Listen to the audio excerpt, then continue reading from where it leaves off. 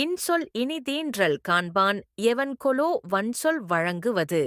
சாலமன் பாப்பையா விளக்க உரை. பிறர் சொல்லும் இனிய சொற்கள் இன்பம் தருவதை உணர்ந்தவன் பிறர்க்கும் தனக்கும் துன்பம் தரும் கடும் சொற்களைப் பேசுவது என்ன பயன் கருதியோ? திருவள்ளுவர் விளக்கம். திருவள்ளுவர் கூறுவதாவது: இன்சொல்லின் இனிமையை உணர்ந்த மனிதன் வன்மையான வார்த்தைகளைப் பேசுவதற்கான ஏதேனும் காரணமே இருக்குமா எனக் கேட்கிறார்.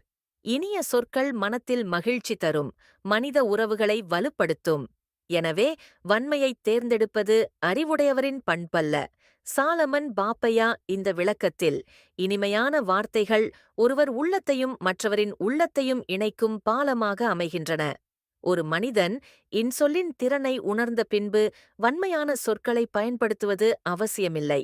எளிய வார்த்தைகளில் அமைதி, அன்பு, பண்பு கலந்து பேசும் திறமையே மனித நாகரிகத்தின் சிறப்பாகும். இதை உணர்த்தும் விதமாக சாலமன் பாப்பையா உரை இந்த குறளை நுணுக்கமாக விளக்குகிறது.